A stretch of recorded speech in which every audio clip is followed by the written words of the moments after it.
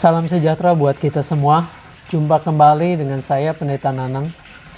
Ibu Bapak sekalian, tema kali ini yang akan kita sama-sama gumuli, sama-sama renungkan, refleksikan adalah hidup di dalam roh. Bacaannya terambil dari surat Rasul Paulus kepada jemaat di Roma. Roma pasalnya yang ke-8 ayat pertama sampai dengan ayatnya yang ke-11. Kita siapkan Alkitab kita. Roma pasalnya yang ke-8 ayat pertama sampai dengan ayatnya yang ke-11. Kalau kita sudah menyiapkan Alkitab kita, mari saya mengajak saudara-saudara bersama-sama dengan saya kita berdoa terlebih dahulu. Bapa di dalam surga, kami akan membahas bagian dari firman-Mu, namun juga kami sadar akan kelemahan, keterbatasan kami. Oleh karenanya biarlah kuat kuasa Roh-Mu yang kudus menolong kami semua, agar apa yang kami baca, apa yang kami renungkan, yang kami refleksikan boleh dipahami dengan baik, lalu kami juga dimampukan menjadi pelaku-pelaku firman-Mu. Dalam nama Tuhan kami Yesus Kristus kami berdoa kepada Bapa di sorga. Amin. Saya akan membacakan bagian Alkitab yang akan kita gumuli bersama. Dari Roma pasalnya yang ke-8 ayat pertama sampai dengan ayatnya yang ke-11 demikian. Demikianlah sekarang tidak ada penghukuman bagi mereka yang ada di dalam Kristus Yesus. Roh yang memberi hidup telah memerdekakan kamu dalam Kristus dari hukum dosa dan hukum Taurat. Sebab apa yang tidak mungkin dilakukan hukum Taurat karena tak berdaya oleh daging telah dilakukan oleh Allah dengan jalan mengutus anaknya sendiri dalam daging yang serupa dengan daging yang dikuasai dosa karena dosa. Ia telah menjatuhkan hukuman atas dosa di dalam daging, supaya tuntutan hukum Taurat digenapi di dalam kita yang tidak hidup menurut daging tetapi menurut roh. Sebab mereka yang hidup menurut daging memikirkan hal-hal yang dari daging. Mereka yang hidup menurut roh memikirkan hal-hal yang dari roh. Karena keinginan daging adalah maut, tetapi keinginan roh adalah hidup dalam damai sejahtera. Sebab keinginan daging adalah perseteruan terhadap Allah, karena ia tidak takluk kepada hukum Allah. Hal ini memang tidak mungkin baginya. Mereka yang hidup dalam daging tidak mungkin berkenan kepada Allah. Tetapi kamu tidak hidup dalam daging, melainkan dalam roh. Jika memang roh Allah diam di dalam kamu, tetapi jika orang tidak memiliki roh Kristus, ia bukan milik Kristus. Tetapi jika Kristus ada di dalam kamu, maka tubuh memang mati karena dosa, tetapi roh adalah kehidupan oleh karena kebenaran. Dan jika roh Dia yang telah membangkitkan Yesus dari antara orang mati diam di dalam kamu, maka Ia yang telah membangkitkan Kristus Yesus dari antara orang mati akan menghidupkan juga tubuhmu yang fana itu oleh rohnya yang diam di dalam kamu. Sampai demikian pembacaan Alkitab firman Tuhan. Tuhan Yesus berkata, yang berbahagia adalah setiap kita yang mau mendengarkan firman Allah, memelihara dalam hidup kita, tentu dengan melakukannya. Ibu Bapak yang dikasihi dan mengasihi Tuhan Yesus, sepintas kalau kita cermati surat Rasul Paulus yang barusan saya bacakan untuk kita semua, ada pertentangan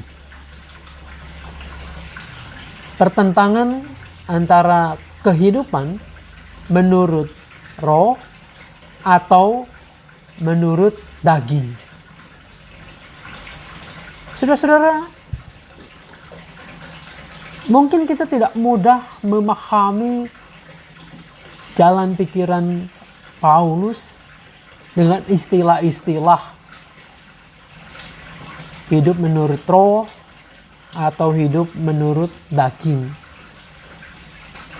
Namun ada baiknya mari kita menelusuri dulu sebelum masuk ke tema kita, hidup menurut roh. Berlawanan dengan itu adalah hidup menurut daging. Sebenarnya apa yang dimaksudkan dengan hidup menurut daging itu?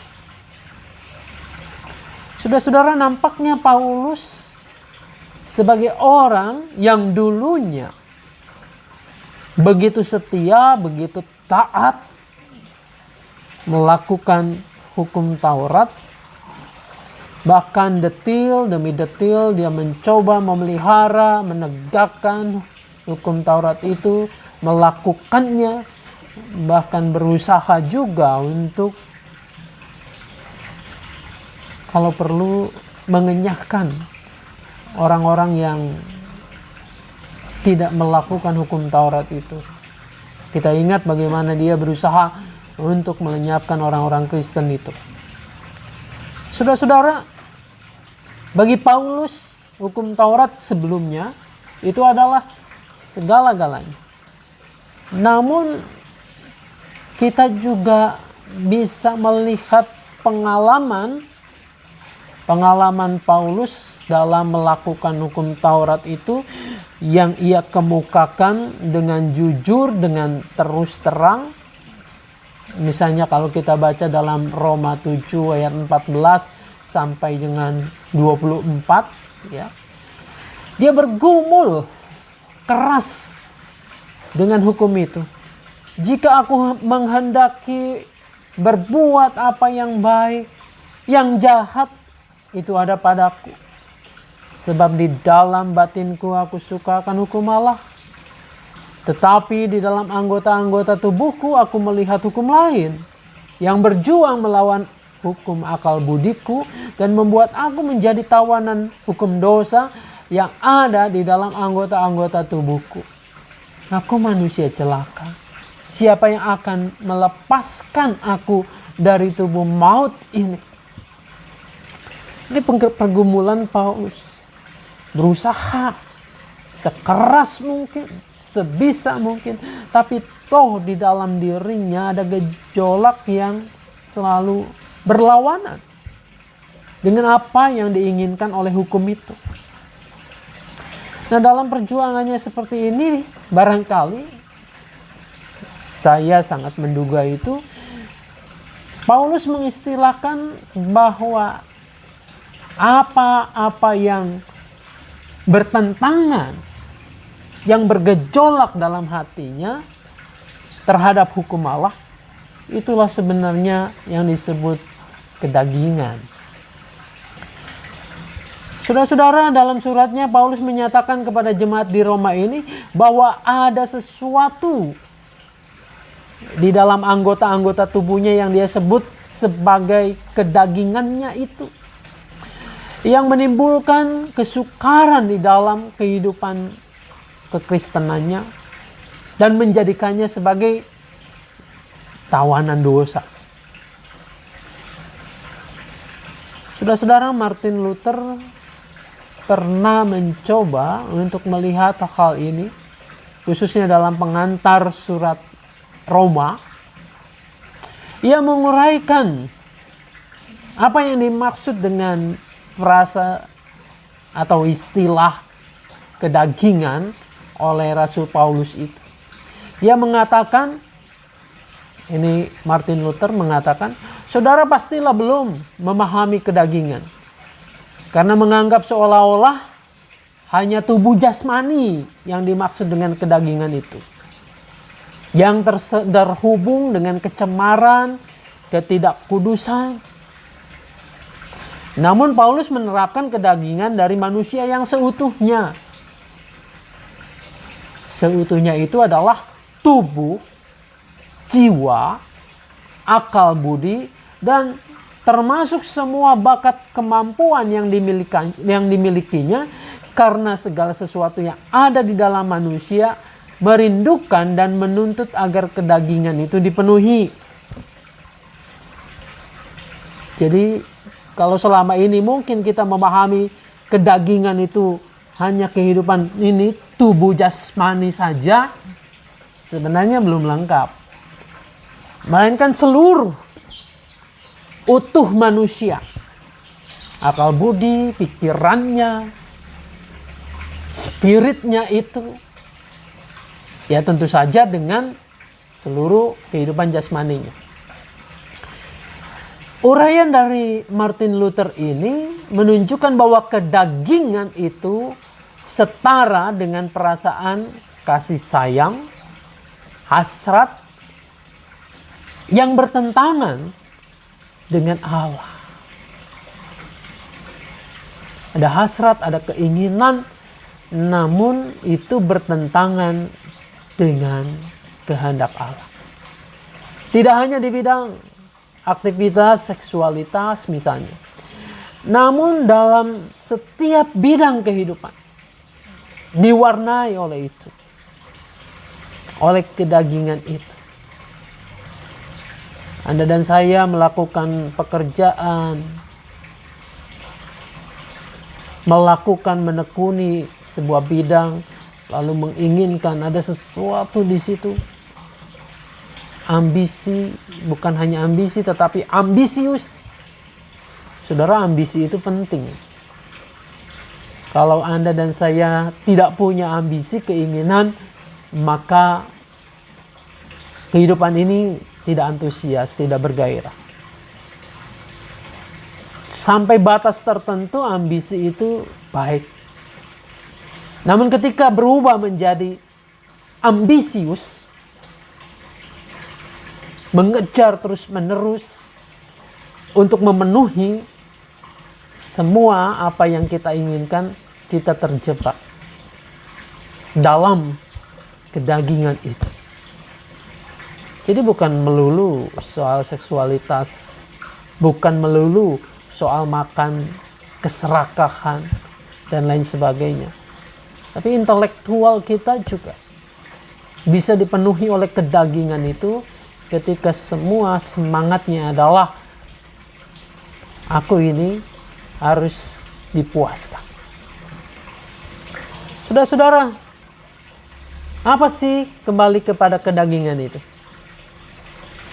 Dalam perjanjian baru, kata Yunani yang diterjemahkan, yang kita baca tadi, kedagingan itu adalah sarx.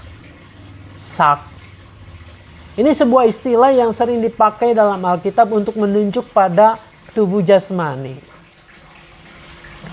Tubuh jasmani, badan kita ini. Saudara-saudara, tubuh jasmani secara entitas yang aktif, khususnya dalam pemikiran Paulus, seluruh bagian tubuh merupakan sebuah totalitas yang dikenal sebagai kedagingan, yang dikuasai sedemikian rupa oleh apa? Oleh keinginan tadi, keinginan yang ada di dalam diri kita, entah dalam akal budi kita atau hati kita, ya. Lalu kemudian itu digerakkan atau menggerakkan tubuh jasmani kita untuk mewujudkan keinginannya itu. Bukankah ketika seorang melakukan hal-hal yang bertentangan dengan apa yang Allah inginkan, itu bermula dari hasrat, dari pikiran, dari hati kita. Tuhan Yesus pernah mengatakan bahwa bukan apa yang masuk ke dalam mulut yang menajiskan orang, tetapi yang keluar dari mulut kita. Dari hatilah, dari pikiran kitalah timbul segala sesuatu. Kalau hati kita penuh dengan keinginan-keinginan yang serakah, keinginan daging itu, maka sangat mudah untuk tangan ini digerakkan, mulut ini juga dikendalikan, mata kita, telinga kita, seluruh tubuh, panca indera kita itu bisa digerakkan untuk melakukan yang disebut tadi keinginan daging itu. Jadi bukan melulukan jasmani kita kan, tubuh kita ini, tetapi jauh akarnya ada di dalam lubuk hati kita yang paling dalam ini. Itulah yang disebut keinginan daging itu. Nah, saudara-saudara, Paulus dalam bagian lain nanti dalam Roma 12, dia mengingatkan sebenarnya engkau harus berubah. Jangan seperti dunia ini, tapi mengalami perubahan. Saya menarik kalau membaca Roma 12 ini. Perubahan yang seperti apa? Perubahan yang seperti apa? Kalau dalam Roma, saudara-saudara, kata berubah itu kita seringkali kalau melihat kupu-kupu itu ya,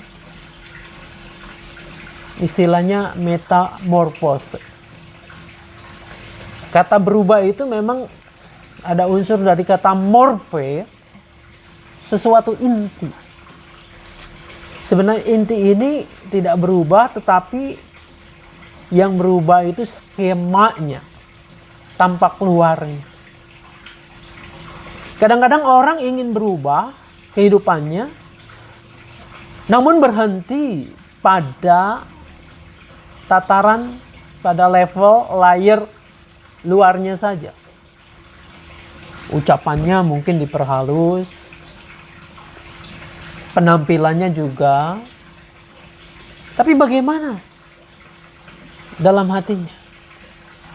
Saya mengingat kata morphe itu, saudara-saudara, saya mengingat air ya. Air ini kalau dimasukkan ke dalam kulkas, dia akan beku. Dia akan jadi es. Namun ketika dari kulkas, dari freezernya itu, kita ambil air ini, diletakkan di meja dalam suhu ruangan tertentu, ia akan cair. Jadilah cair. Bentuknya menyesuaikan di mana dia ditaruh. Lalu ketika saya mau menyeduh kopi misalnya, maka air ini harus dipanaskan, direbus. Ketika dipanaskan dia akan keluar uap. Kita bisa lihat beku jadi es, cair jadi cair, lalu kemudian ketika dipanaskan jadi uap. Bentuknya itu jelas berbeda. Skema itu yang namanya, skemanya berubah. Tetapi kalau kita lihat unsur utamanya yang di dalamnya itu, kalau kita lihat teliti, air itu ya tetap H2O. Ketika beku H2O. Ketika cair sama. Ketika jadi uap sama. Saudara-saudara, orang Kristen ketika mengalami perubahan seperti ini, mestinya bukan begitu. Penampilan Anda, penampilan saya bisa berubah-ubah. Tapi betulkah yang di dalam sini, yang dipikirkan di sini, itu betul-betul mengalami sebuah perubahan? Buat Paulus, ini sangat jelas. Ketika tidak mengalami perubahan, artinya hidup menurut daging, mengutamakan keinginan kita, maka jelas yang terjadi adalah kehidupan, bukan kehidupan kekal, tetapi maut. Itu adalah upah dosa, maut. Namun saudara-saudara, ketika Anda dan saya mau berubah, hidup menanggalkan keinginan daging itu, sekarang fokusnya kepada hidup menurut roh, dari kata sarka menjadi kata pneuma, dari hidup menurut daging kepada hidup menurut roh, maka yang terjadi adalah kehidupan kekal.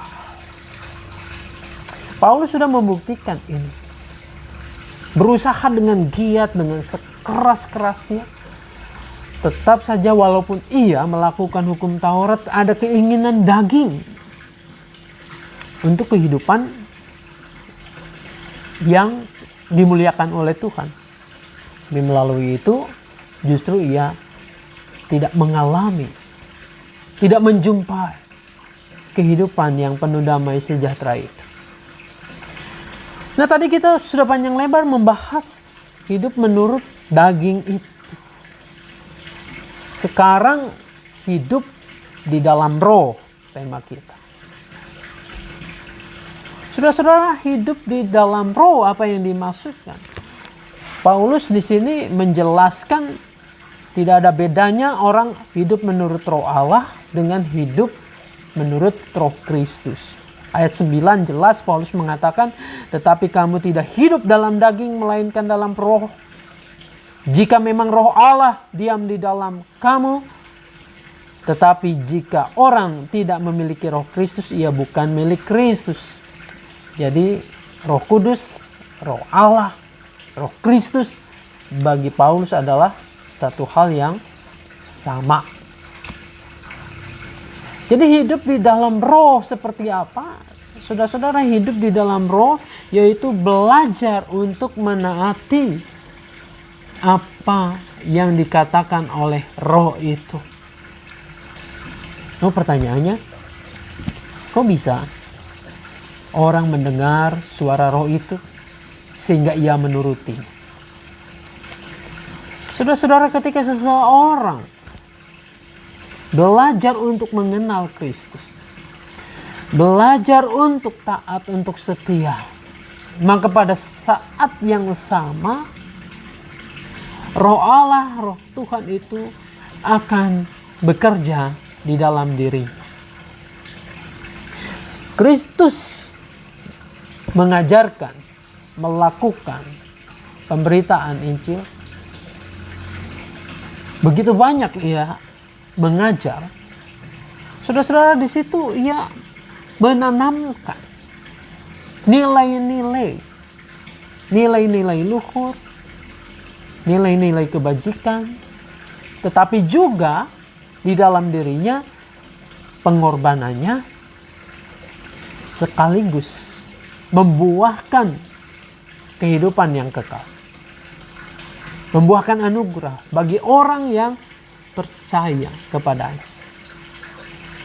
Nah, dari situlah ketika kehidupan seseorang dimulai dengan itu, maka roh Allah senantiasa, roh kudus itu akan terus mengingatkan kita untuk melakukan apa yang benar di hadapan Allah. Bagi setiap orang percaya yang belajar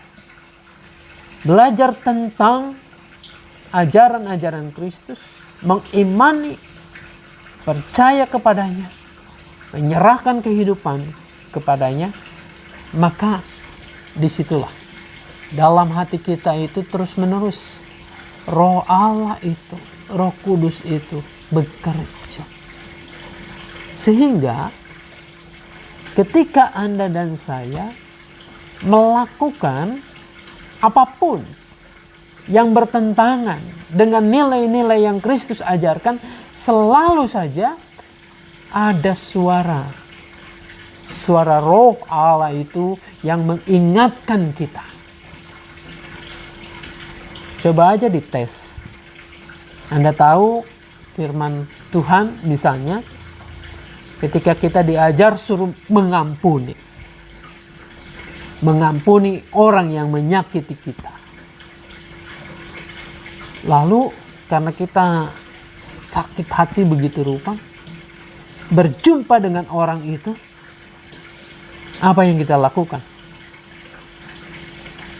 Jangankan menegur, mungkin kita berusaha untuk menghindar, buang muka.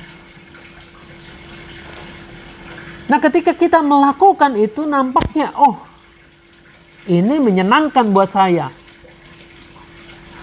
Tetapi ada suara di sini dalam diri kita. Ada roh Allah yang mengingatkan, gak boleh begitu loh. Nah, dalam posisi yang seperti ini, suara mana yang Anda akan turuti? Apakah suara diri sendiri? Atau suara roh? Roh Allah itu yang mengingatkan jangan begitu. Saudara-saudara, contoh lain misalnya. Ketika kita terpepet oleh sebuah kebutuhan, lalu ada kesempatan di depan kita.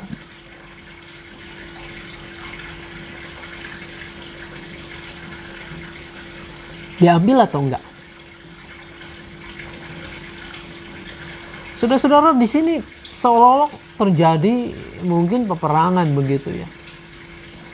Tapi ketika kita terdesak memang ini kebutuhan, lalu kemudian kita pembenaran dalam diri kita, oh ini jalan Tuhan nih, Tuhan menyediakan itu.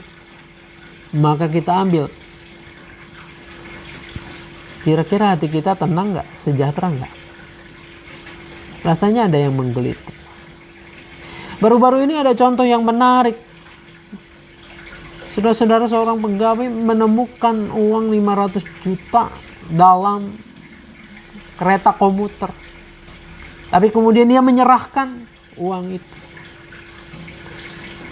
Saudara-saudara bisa pikirkan gitu ya, dalam kondisi pandemi saat sekarang ini, kehidupan yang sulit, bisa juga mungkin dia sedang membutuhkannya. Kan bisa saja orang kemudian berpikir, oh ini jalan Tuhan. Tuhan menyediakan duit di gerbong kereta tanpa ada orang yang tahu. Tapi orang ini tidak. Dia menyerahkannya. Kalau kita berada pada posisi orang tersebut, saudara-saudara, apa yang kira-kira terjadi? Nah, kalau kita ambil sebenarnya ada sesuatu yang dalam diri kita menggelitik. Ini kayaknya salah. Nah, orang yang hidup di dalam roh itu, dia akan menuruti suara. Betapapun mungkin dunia akan mengatakan bahwa Anda menyia-nyiakan kesempatan, bahwa Anda adalah orang yang tidak mengerti untung dan seterusnya. Hidup di dalam roh itu akan membuat saya, membuat Anda, membuat kita semua happy. Bukan hanya happy, sejahtera, tentram. Walaupun mungkin dunia mengatakan kamu bodoh amat sih, kamu tidak mengambil kesempatan. Tapi disitulah roh yang akan membuat saya hidup dalam keadaan tenang, tentram, damai, sejahtera, sukacita. Yang saya seringkali katakan bahwa hal yang seperti ini adalah hidup kekal yang kini di sini kita bisa rasakan. Itulah sebenarnya buah hidup di dalam roh itu. Sekarang masalahnya, apakah Anda dan saya mau atau tidak hidup di dalam roh? Atau kita terus-menerus melulu memikirkan ambisius kita, keserakahan kita. Berhentilah. Capek untuk itu. Mungkin Anda bisa mendapatkan capaian-capaian tertentu. Tapi apakah di sini ada kedamaian? Apakah di sini Anda mengalami persekutuan yang indah, persekutuan yang mesra dengan Kristus, dengan Tuhan?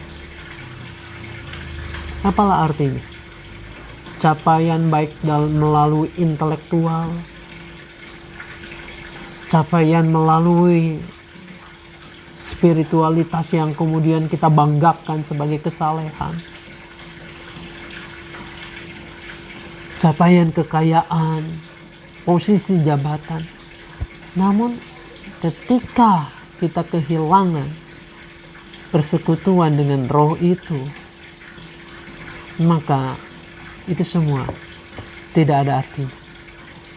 Biarlah Tuhan menolong Anda, menolong saya, kita semua untuk tetap setia di dalam Tuhan. Tuhan Yesus menolong, memberkati kita semua. Amin. Mari kita satukan hati, kita berdoa. Bapa di dalam surga, terima kasih untuk kasih setiamu, untuk Roh Kudus yang oleh anakmu Kristus telah diutus untuk kami semua, mengingatkan kami untuk hidup di dalamnya, untuk melakukan firman-Nya, untuk taat dan setia, meskipun dunia seringkali menilai kami rugi. Tapi disitulah bahwa kami merasakan keintiman, keindahan, kebahagiaan hidup di dalam Engkau, di dalam roh itu. Dalam nama Tuhan kami Yesus Kristus kami berdoa. Amin. Kasih Tuhan mengiringimu dan sayapnya melindungimu. Tangan Tuhan pegang di dalam hidupmu. Majulah dalam terang kasih-Nya. Kasih Tuhan mengiringiku dan sayapnya melindungiku. Tangan Tuhan pegang di dalam hidupku. Majulah dalam terang kasih-Nya. Tuhan Yesus memberkati kita semua. Amin.